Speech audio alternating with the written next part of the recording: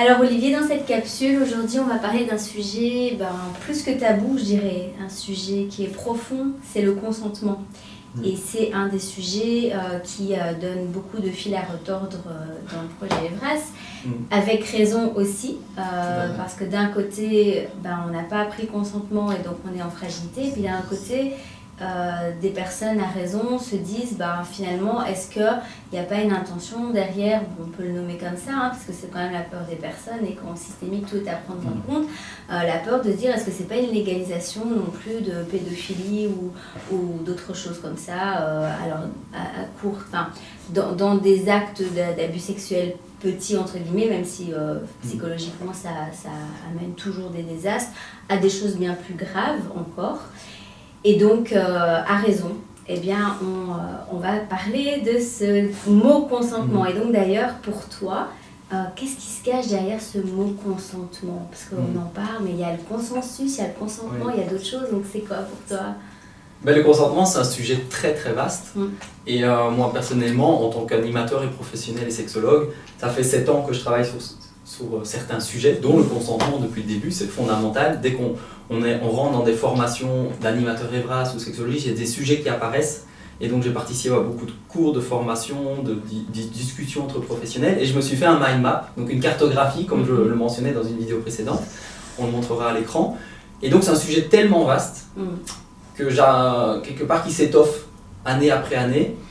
Et sur lequel je peux passer 2 heures d'animation avec les jeunes et j'aurais pas tout couvert et je pourrais faire 2 jours de formation juste sur le sujet. Donc on peut pas tout aborder, c'est un sujet vraiment complexe et vaste et je pense que chacun a une connaissance du sujet relative et des besoins précis, uniques. Et donc c'est difficile de faire des généralités. Néanmoins, en sonnette d'alarme, une des premières sonnettes d'alarme qu'on pense au mot consentement qui fait peur aux gens en sexualité, c'est de dire c'est un peu l'arme du fort. Ah mais t'avais consenti, t'as rien dit, alors c'est que t'étais d'accord. Donc il y a la notion d'être d'accord, de donner son accord. Et d'ailleurs dans certains pays, je crois qu'il y a un pays scandinave où ils ont poussé, où dans la loi ils ont écrit qu'il faut un consentement écrit entre partenaires sexuels, entre adultes. Donc imagine tu rencontres quelqu'un, mais qu'est-ce que tu détailles, qu'est-ce que tu écris? Ça montre bien qu'en fait, quand tu donnes un accord, c'est comme un contrat, qu'il soit explicite ou implicite, t'as comme un contrat. Et donc, il faut du choix libre et éclairé. On prend l'exemple, si on achète un appartement ou une maison, la loi dit, le notaire doit faire son travail pour dire, ok, si tu achètes ce bien immobilier, sache qu'on fait une recherche de dette, d'antériorité, de défauts urbanistiques, de conflits, de rénovation, de DU, de plein de choses. Est-ce que tu consens à acheter tout ça? Parce que quand tu achèteras, tu seras responsable de tout ça. Donc on voit bien que c'est large et dans certains domaines économiques, on pourrait s'inspirer de se rendre compte que c'est quand même plus évolué. Et puis en sexualité, c'est un peu réduit à une notion, oui, non, tu étais d'accord, donc la loi du fort. Et alors que ça ne protège pas le faible. Et le consentement, c'est quelque chose qui s'apprend. Sauf qu'en fait, il n'y a quasiment pas de possibilité,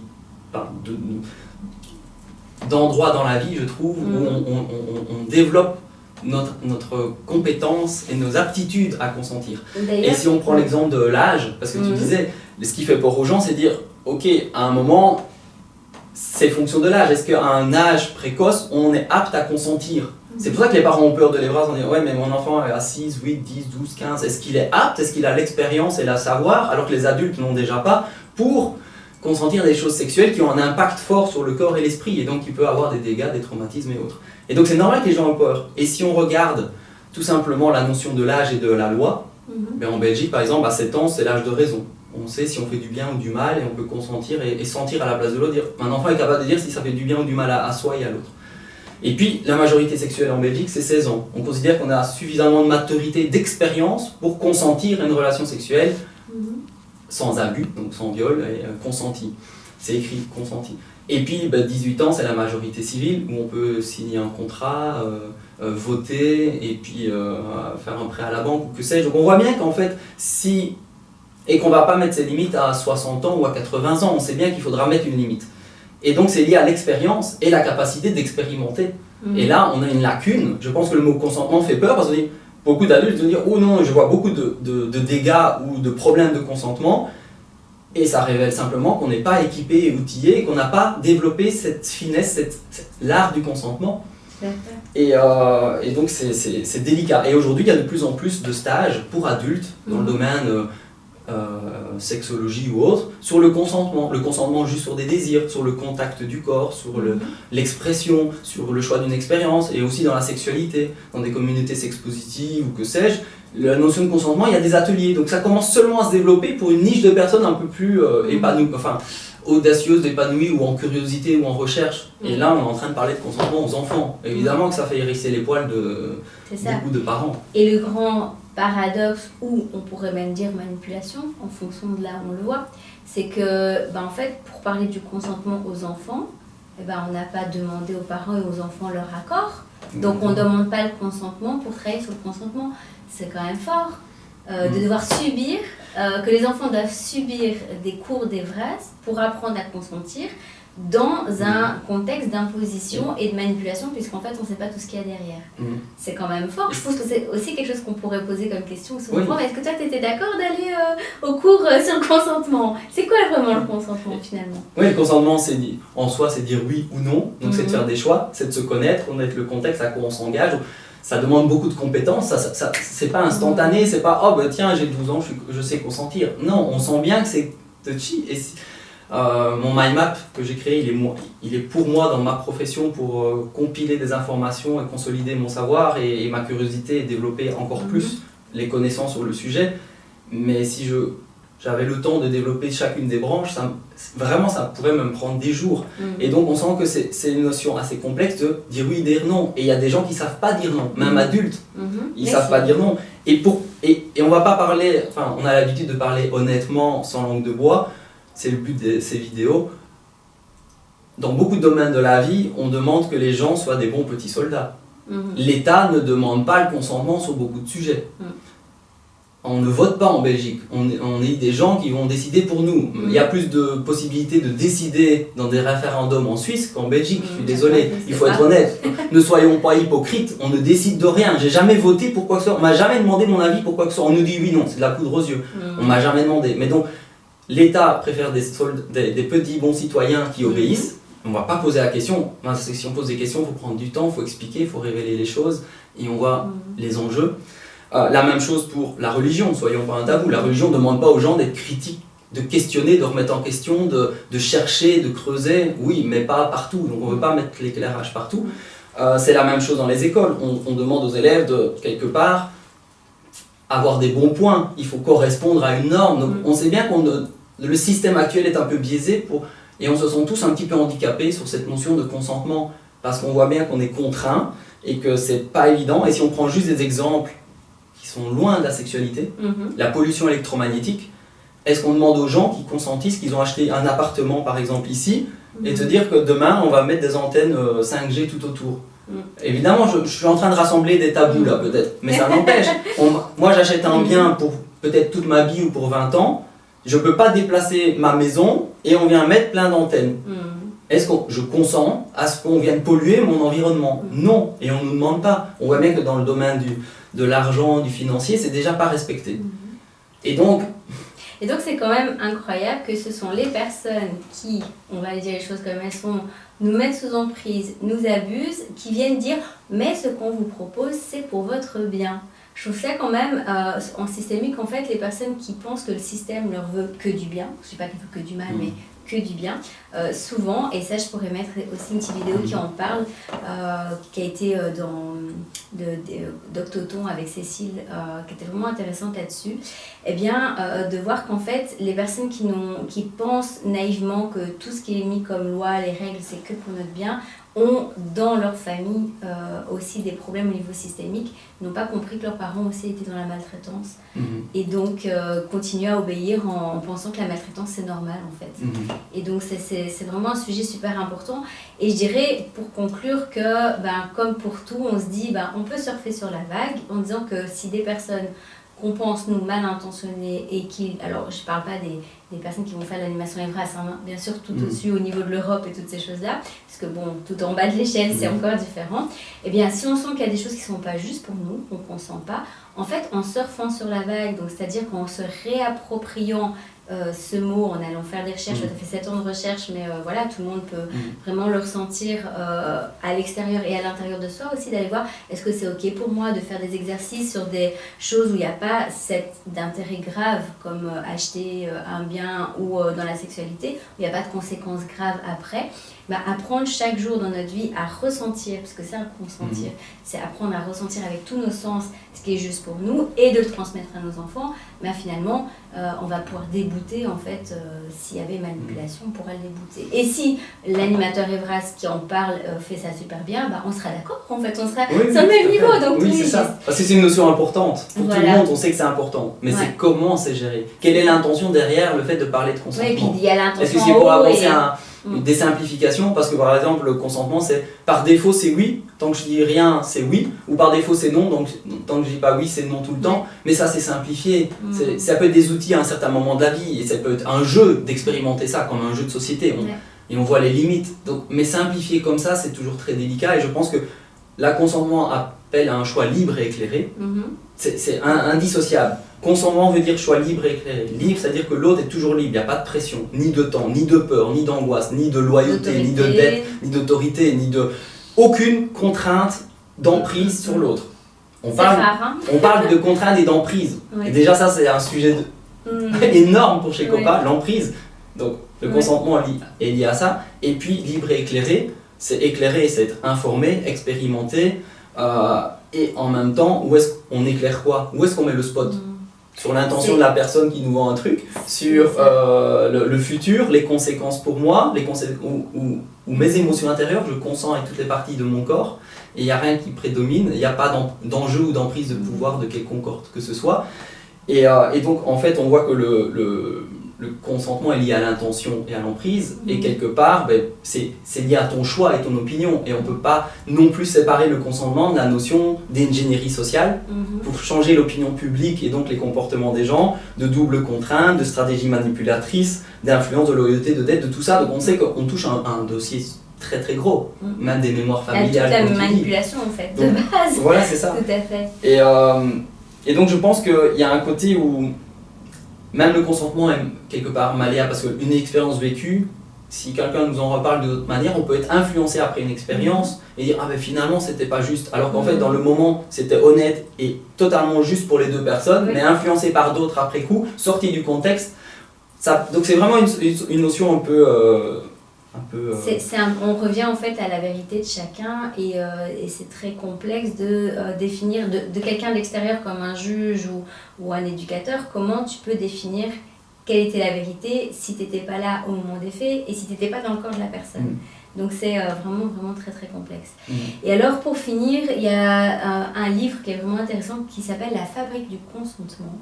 Et donc rien que le mot, on comprend bien qu'en fait on peut nous consentir par défaut, et qu'en fait en revenant longtemps à l'arrière, et ça c'est quelque chose aussi très commun pour les personnes qui ont été victimes de pervers narcissiques, ils vont dire oui à plein de choses, et 30 ans après ils vont se rendre compte qu'en fait ils ont été manipulés toute leur vie avec leurs parents et tout, et ils ne sont pas dans le même univers.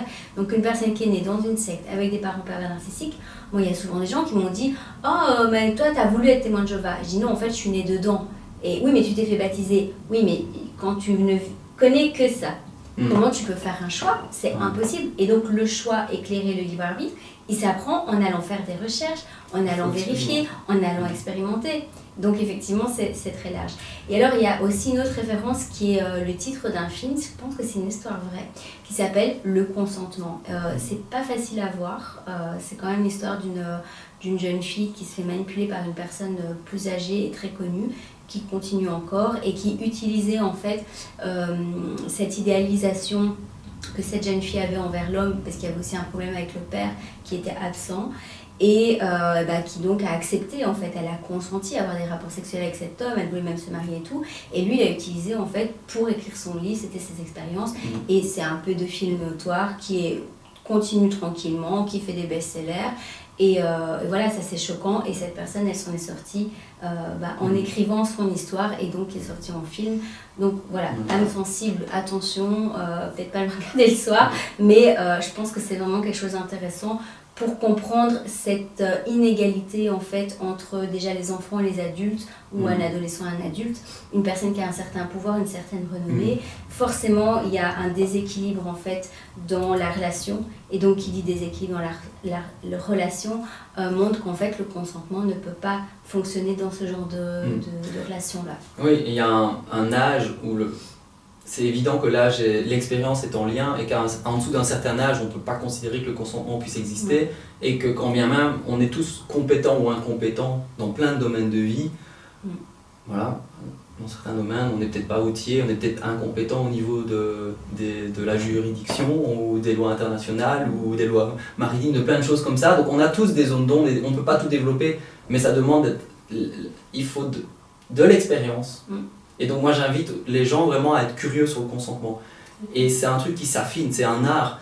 Et pourquoi j'aime le consentement, c'est parce qu'en fait ça amène les gens à être authentiques, de dialoguer, de communiquer. Et c'est le pilier, on est des êtres relationnels, on doit communiquer, dialoguer. On peut parler de nos croyances, de nos peurs, de nos intentions, de ce qui est peut-être inconscient pour nous, de ce que l'autre voit de nous, de tout ça. Donc en fait ça demande d'être vulnérable, le consentement. Plus que de dire, bah voilà, c'est oui, c'est non, t'étais d'accord, enfin je me déculpabilise, et finalement pourquoi les parents ont parfois peur de parler de consentement dans les brasses, c'est dire, est-ce que c'est pas un moyen de valider des abus, abus sexuels ou autres, ou d'emprise, ou pourquoi pas aussi, on n'en sait rien, de la pédophilie à long terme, s'il y a un agenda de progression vers des choses qui nous paraissent abjectes. Donc finalement, le consentement, c'est dire oui à ce qu'on a envie de pérenniser. Qu'est-ce qu'on a envie que notre société voit et perdurer, et qu'est-ce qu'on a envie de finalement désamorcer. Tout à fait. Et pour conclure, je dirais que tu as parlé de l'abus et de la fragilité. Il y a une loi qui s'appelle la loi sur l'abus de faiblesse. Et il y a beaucoup de personnes que moi j'ai eues en consultation qui ont, que je conseille de porter plainte pour abus de faiblesse. Alors c'est pas toujours dans le domaine de la sexualité, ça peut être quelqu'un qui a signé un contrat et qui n'a pas eu tous les tenants et aboutissants. Et en fait en faisant ça, dans le triangle de Karpman, on se considère comme victime, on sait tous avoir un jour ou l'autre, sinon on ne serait pas humain, tous les humains sont manipulables, et heureusement un peu entre guillemets, mais d'un autre côté c'est problématique. Et donc en fait en acceptant d'avoir été dans cette faiblesse dans un domaine de notre vie, c'est comme notre système immunitaire, c'est plutôt le côté psychologique, on se rend compte qu'il faut le renforcer. Et donc du coup en faisant ça, en reconnaissant qu'on s'est fait avoir, on met des choses en place pour ne plus se faire avoir, et donc autant le faire dans des choses qui sont pas trop graves, quoi. Je sais que tu aimes beaucoup le fait de proposer ces vidéos pour que ça soit utile aux gens.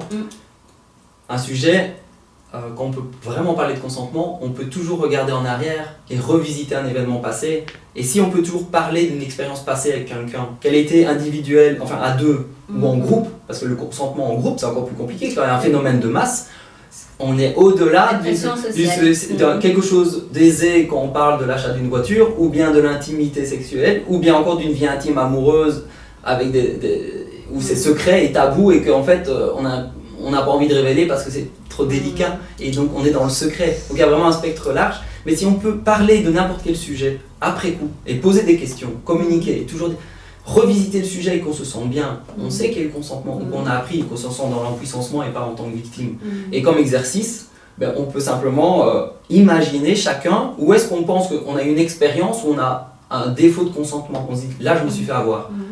Et là c'est spécifique, on parle du vécu dans les tripes de la personne, et moi je me suis pas bien senti, peu importe, c'est pas dans les bras, c'est pas dans la sexualité, mais ça peut être dans la vie amoureuse ou ailleurs, ou potentiellement dans la sexualité, de dire où est-ce que ça a bugué, qu'est-ce qui a fait que dans la dynamique de ce qui était présent, moi et l'autre, il y a eu un défaut de consentement, que j'ai fait subir sans le vouloir, ou que j'ai subi et je me sens pas toujours bien avec. Et le revisiter jusqu'au moment de comprendre. Moi je pense que les gens peuvent peut-être venir vers nous s'ils veulent des conseils individuels, ou du coaching, ou simplement qu'on crée des animations de groupe sur le consentement, faire des ateliers sur mesure pour les gens, et individuellement, voilà, soyez actifs, pensez à vos problèmes de consentement, entre guillemets, et où vous pouvez progresser, et quelles sont encore les zones d'ombre qui ne sont pas encore éclairées, qui font qu'en fait on a trébuché, et que la mémoire de l'expérience reste un peu lourde, négative, down, confrontante, gênante. Enfin voilà, l'émotion est plutôt basse plutôt que waouh, c'était génial et bon, finalement je referai l'expérience. Et je pense que là, on peut aller loin individuellement. Si chacun fait un petit exercice comme ça, la société change déjà beaucoup. Tout à fait. Et c'est exactement le même exercice qu'on peut donner aux enfants aussi, mais il faut commencer d'abord par soi pour le transmettre. Eh ben, merci beaucoup Olivier, c'était très riche et c'était un sujet, comme tu dis, qui peut partir dans tous les sens parce que ça concerne en fait tous les domaines de notre vie, au niveau médical, tout ça aussi, c'est fou. Donc voilà, et ben, on se retrouve dans d'autres vidéos avec d'autres thèmes. Et voilà. Et si vous avez des questions par rapport à quelque chose ou des thèmes que vous voulez aborder, n'hésitez pas à le mettre dans la description. Et j'avais envie d'ajouter sur le consentement, souvent ce qui est précieux et puissant et pragmatique pour les gens, c'est de travailler pas sur des généralités abstraites, mais sur un cas spécifique qui est vivant pour eux, soit d'une mémoire passée, soit de ce qui les tracasse dans la vie présente. Et donc spécifique. Et donc si les gens viennent vers moi, ok, on travaillera un sujet bien précis de leur vie qui de toute façon aura un impact et une rayonnance sur d'autres aspects de leur vie. Mais au moins, ils prennent un truc délicat pour eux. Et ça devient beau parce qu'en fait, on sent qu'on progresse et qu'on apprend. Parce que parler de généralité et de théorie, c'est beau. Après, dans la pratique, on voit qu'il y a quand même beaucoup de dérives et de mal-être et que le consentement, c'est un gros sujet, quoi. Oui, tout à fait. Entre autres, l'emprise et les tabous, les dettes, les loyautés. Donc, waouh, c'est chaud, quoi. C'est intense. Et donc, je comprends que les gens s'intéressent et quand ils voient le mot consentement en Evras, il y a plein d'alertes rouges, quoi. Parce qu'on est peu outillés à l'heure actuelle. Tout à fait. Merci. Merci.